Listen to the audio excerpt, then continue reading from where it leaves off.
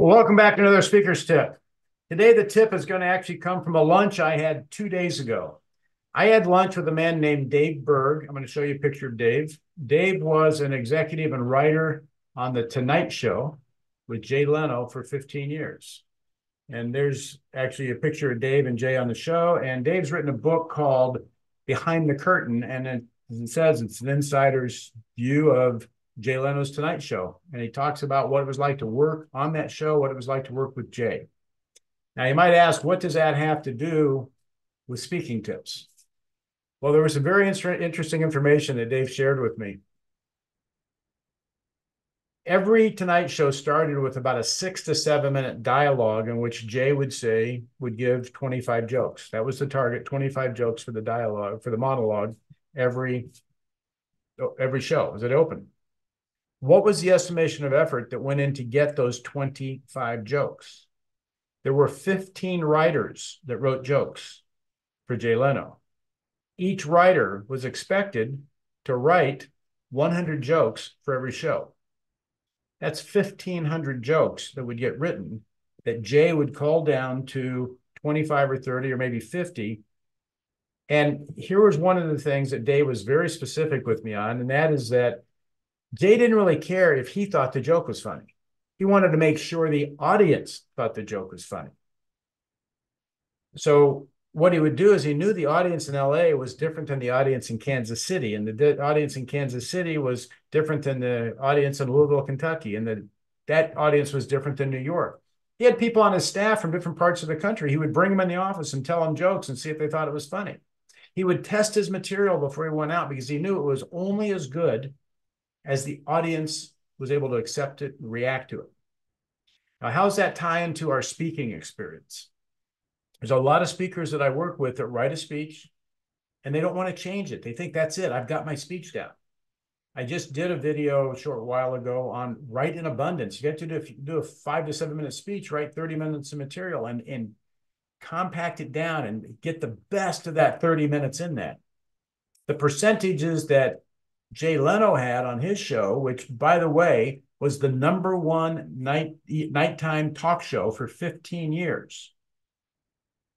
The #1 show for 15 years. What does it take to stay at #1 in that competitive marketplace? 1,500 jokes down to 25. And it's one thing in the speech world. Right now, we're right in the middle of the international speech competitions with the Toastmasters organization, and there's probably somewhere around 40,000 people wanting to be #1 in the world for 5 to 7 minutes. What about being #1 in the world every single day? What's it take to stay at that level? What's the estimation of effort? And what really matters? What I learned from Dave in that lunch is that what mattered to Jay was that he had an abundance of material to pick from, and he cared about the audience's reaction to it. I think those two lessons are very applicable to our speaking. Do we have an abundance of material so we get the best that we can, and do we try it on our audiences, test it on our audience? It does not matter what we think of the material. What matters is, does it resonate with the audience? Does that material, are they able to duplicate it, understand it, accept it? Okay. Or does it cause a confusion, or does it cause a negative reaction based on the way that we're presenting it? And the only way we get that information is by trying that out, by testing it on different people. Okay. So my tip today is, again, write in abundance. What's the estimation of effort? Put as much material you can get together for your speeches, and then boil that down to what really works. And the only way you know it works is to test it on audiences and make sure that is resonating with them. That doesn't mean you have to get in front of 5,000 people and give your speech. But what it does mean is you run it by several people and you get their feedback on it, or you get in front of a group of people, you go out and test it. Just as another story, I just thought of this. Years ago, when I first moved to Los Angeles, I was at a comedy club down in Hollywood. This is back in the mid-'80s. Really date myself now. I actually had a full head of hair back then, if you were wondering. And they had some local comedians, and nobody really knew. And who came in? Jay Leno came in.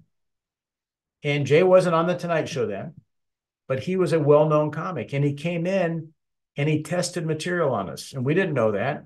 And it wasn't until after the show we were talking to somebody. They said, oh, yeah, Jay comes in. He just wants to come in. He's working on different jokes. And he comes in and tests it. There were probably 50 people in the room. Test the material on us. So how did he go from being Jay Leno comedian on the Hollywood Boulevard on a Wednesday night to being on the Tonight Show? Okay. He had a lot of material. He tested it on his audiences. It's my tip for today.